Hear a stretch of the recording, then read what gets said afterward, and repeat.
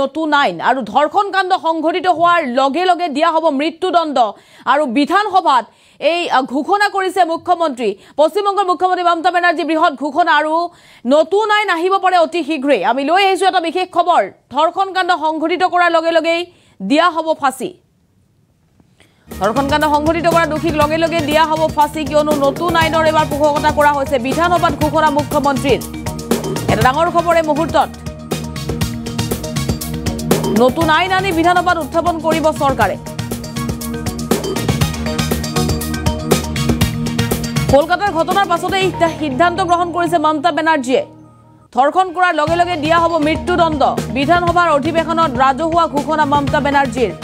আৰু এবাৰ কঠোৰ হৈ পৰিছে মমতা বেনাৰ্জী যেহেতু কলকাতাৰ আৰজি কৰৰ যি ভয়ংকৰ ধৰ্ষণ কাণ্ড সংঘটিত হৈছিল তাৰ পাছতে এই ঘোষণা পশ্চিমবংগত যিকোনো পৰিস্থিতিত এই আইন অনাৰ হুংকাৰ মুখ্যমন্ত্ৰী মমতা বেনাৰ্জীৰ এই আইন প্ৰৱৰ্তন নকৰিলে ৰাজভৱনত আন্দোলনৰ ঘোষণা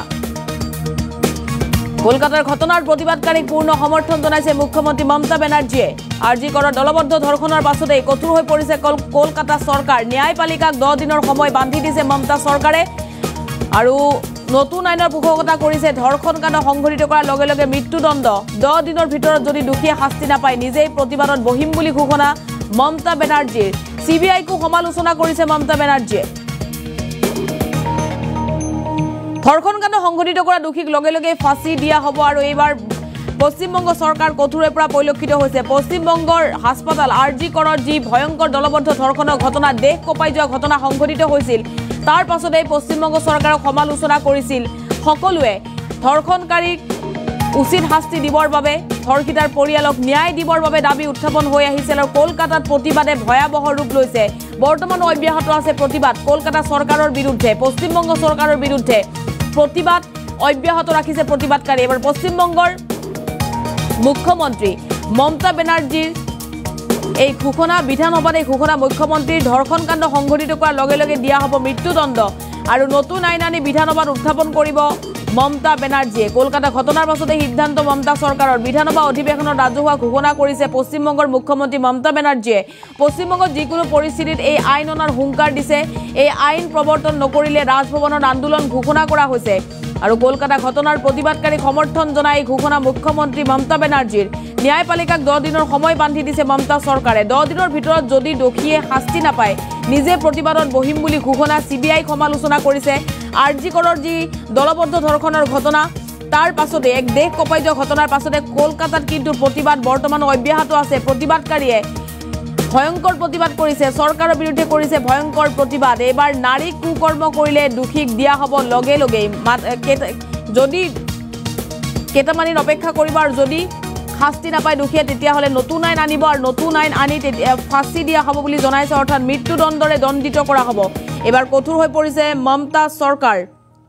আৰজি কৰৰ ঘটনাৰ পাছতে কলকাতাত যেহেতু আইন শৃংখলাৰ অৱনতি ঘটিছিল তীব্ৰ প্ৰতিবাদ বৰ্তমান অব্যাহত আছে কলকাতাত আৰু তাৰ পাছতে পশ্চিমবংগৰ মুখ্যমন্ত্ৰীৰ বিধানসভাত এই বৃহৎ মন্তব্য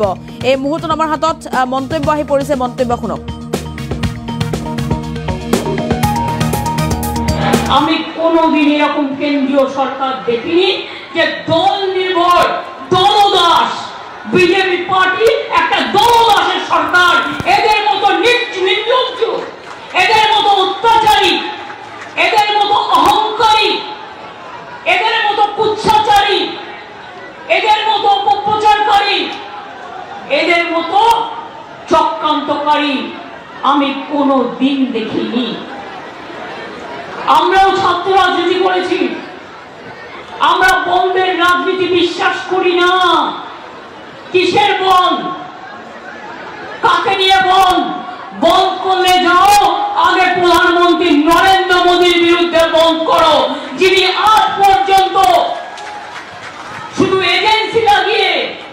মানুষের উপর অত্যাচার করা ছাড়া উত্তরপ্রদেশের ঘটনায় পদত্যাগ করেনি রাজস্থানের ঘটনায় পদত্যাগ করেনি আসামের ঘটনায় পদত্যাগ করেনি মধ্যপ্রদেশের ঘটনায় পদত্যাগ করেনি এমনকি মণিপুরের পরিবারগুলোর কাছে ছুটে যায়নি আর আসামে তো এনকাউন্টার করে মেরে দেওয়া হলো যে অভিযুক্ত তাকে মেরে দেওয়া হলো মনে রাখবেন কালকে ছবিতে আমরা দেখেছি ডেড বডি নিতে এসেছিল কালকে, পুলিশ এতটাই সংযত ছিল, কারো মাথা ফাটিয়ে দিয়েছে, কারো চোখ কেড়ে নিয়েছে, কারো কান ফাটিয়ে দিয়েছে, কারো হাত পা ভেঙে দিয়েছে। তাও পুলিশকে আমি কালকের জন্য স্যালুট জানাই। ওরা সংযত থেকে নিজের রক্ত দিয়েছে, কিন্তু বিজেপির চক্রান্তের কাছে